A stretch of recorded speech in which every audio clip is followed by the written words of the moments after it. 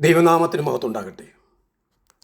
നമ്മുടെ കർത്താവായ യേശുക്രിസ്തുവിൻ്റെ നാമത്തിൽ എല്ലാവർക്കും എൻ്റെ സ്നേഹവന്ദനം. യുഗങ്ങളിലൂടെ ക്രിസ്തു രണ്ടാം ഭാഗം. പണ്ട് പിതാക്കന്മാരുടെ അരുളി ചെയ്തതിൻ്റെ രേഖയാണ് പഴയ നിയമം എന്നതും, എന്നാൽ ഈ അന്ത്യകാലത്ത് ദൈവം പുത്രൻ മുഖാന്തരം അരുളി ചെയ്തതാണ് പുതിയ നിയമം എന്നും നാം കേട്ടു. പുത്രൻ എന്ന വാക്ക് ഉപയോഗിച്ചിരിക്കുന്നത് പിതാവിന് തുല്യമായ പ്രകൃതിയെ കാണിക്കുന്നതിന് വേണ്ടിയാണ്. ദൈവിക വെളിപ്പാട് പഴയ നിയമ പ്രവാചകന്മാരിൽ കൂടെ ക്രിസ്തു വരെ ക്രമാനുഗതമായി വളർന്നു വരികയും ക്രിസ്തുവിൽ പൂർത്തി പ്രാപിക്കുകയും ചെയ്തത് യുഗങ്ങളിലൂടെ എന്ന പഠനത്തിൽ കൂടി നമുക്ക് കാണാൻ കഴിയും. പ്രധാനമായും രണ്ട് നിലയിലുള്ള വെളിപ്പാടുകളെക്കുറിച്ച് ദൈവവചനം പ്രസ്താവിക്കുന്നു എന്ന് നാം കേട്ടല്ലോ. അതിലാദ്യത്തേത് പ്രകൃതിയിലെ വെളിപ്പാടാണ്.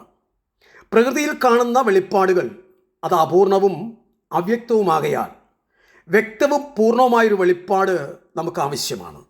സങ്കീർത്തനം 19:1 ആകാശം ദൈവത്തിൻ്റെ മഹത്വത്തെ വർണ്ണിക്കുന്നു. ആകാശവിധാനം അവൻ്റെ കൈവേലയെ പ്രസിദ്ധമാക്കുന്നു എന്ന് പറഞ്ഞുകൊണ്ട് സങ്കീർത്തനക്കാരനായ ദാവീദ് താൻ യുവാവായിരിക്കുമ്പോൾ ആളുകളെ നോക്കിക്കൊണ്ട് നടക്കുന്ന സമയം ദൈവത്തിൻ്റെ രണ്ട് വലിയ പുസ്തകങ്ങളായ പ്രകൃതിയെയും തിരുവചനത്തെയും സൂക്ഷ്മ നിരീക്ഷണം നടത്തിയിരുന്നതായി ഈ സങ്കീർത്തനം വ്യക്തമാക്കുന്നു. അവിടെ നാം വായിച്ചു തുടങ്ങുമ്പോൾ ആദ്യത്തെ 6 വാക്യങ്ങളിൽ പ്രകൃതിയാകുന്ന പുസ്തകവും 7 മുതൽ 14 വരെ വാക്യങ്ങളിൽ ദൈവവചനമാകുന്ന പുസ്തകവും തുറന്നു കാണിക്കുന്നു. പ്രകൃതിയോടുള്ള ബന്ധത്തിൽ സൃഷ്ടികർത്താവായ ദൈവം എന്നും ദൈവവചനത്തോടുള്ള ബന്ധത്തിൽ മനുഷ്യരോട് നിയമം ചെയ്യുന്ന യഹോവ എന്നുമുള്ള പേരുകൾ ഉപയോഗിച്ചിരിക്കുന്നതായി അവിടെ നാം കാണുന്നു.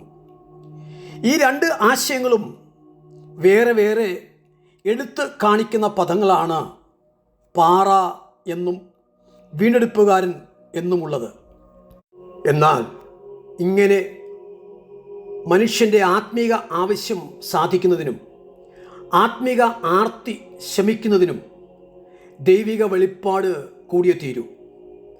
ആകയാൽ ഒരു പ്രകൃത്യാതീത വെളിപ്പാട് ദൈവം നൽകുന്നു. ഇത്തരം ദൈവിക വെളിപ്പാടുകൾക്കാണ് മർമ്മങ്ങൾ എന്ന് വേദപുസ്തകത്തിൽ കാണുന്ന വാക്ക്. ഇത് ഗ്രഹിക്കുവാൻ പ്രയാസമുള്ള കാര്യങ്ങൾ എന്ന അർത്ഥത്തിലല്ല, തൽക്കാലം മറഞ്ഞിരിക്കുകയും ദൈവം വെളിപ്പെടുത്തി തരുമ്പോൾ മാത്രം അറിയുവാൻ കഴിയുന്നവ എന്ന അർത്ഥത്തിലുമാണ് ഇത് വിവക്ഷിക്കുന്നത്. സ്ഥിരീകരിക്കപ്പെട്ട അത്ഭുതങ്ങൾ, മനുഷ്യനെക്കുറിച്ചുള്ള പ്രസ്താവനകൾ, നിറവേറിയ പ്രവചനങ്ങൾ, ഭാവി പരിപാടികളെക്കുറിച്ചുള്ള പ്രഖ്യാപനം എന്നിവ ഈ പ്രകൃത്യാതീത വെളിപ്പാടിൽ ഉൾപ്പെടുന്നു.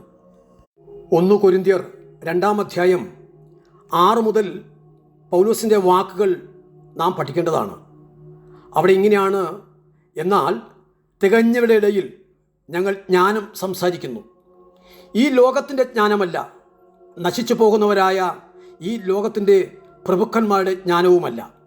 ദൈവം ലോക സൃഷ്ടിക്ക് മുമ്പേ നമ്മുടെ തേജസ്സിനായി മുൻ നിയമിച്ചതും മറഞ്ഞിരുന്നതുമായ ദൈവത്തിൻ്റെ ജ്ഞാനമത്രേ മർമ്മമായി ഞങ്ങൾ പ്രസ്താവിക്കുന്നത്.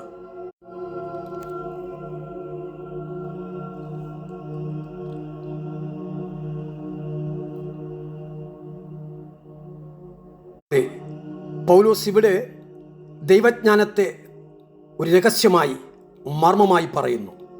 ഇത് ഈ ലോകത്തിൻ്റെ ജ്ഞാനമല്ല, ദുഷ്ടാത്മാവിൻ്റെ ജ്ഞാനവുമല്ല, പ്രത്യുത മുമ്പ് മറഞ്ഞിരുന്നതും ഇപ്പോൾ മഹത്വത്തോടെ വെളിപ്പെട്ടതുമായ ദൈവിക ജ്ഞാനമാണ്. ഈ ജ്ഞാനം അഥവാ അറിവ് ഒരുവനെ രക്ഷയിലേക്കും ഭാഗ്യകരമായ പ്രത്യാശയിലേക്കും നയിക്കുന്നു. ലോകപ്രകാരം മഹാന്മാരായവർക്ക് അത് മറഞ്ഞിരുന്നു, എന്നാൽ കുലഹീനരും അറിവിൽ ശിശുക്കളുമായിരുന്ന നമുക്കത് വെളിപ്പെട്ടു. ഈ വെളിപ്പാടാണ് പ്രകൃത്യാതീത വെളിപ്പാടെന്ന് പറയുന്നത്. ആർക്കും വിശ്വസിക്കാവുന്ന ഗ്രന്ഥമാണ് ബൈബിൾ. കാരണം അതിൽ അവാസ്തവമായ ഒരു പ്രസ്താവനയും ഇല്ല എന്നത് തന്നെ. അടുത്ത ഭാഗത്തേക്ക് വരാം.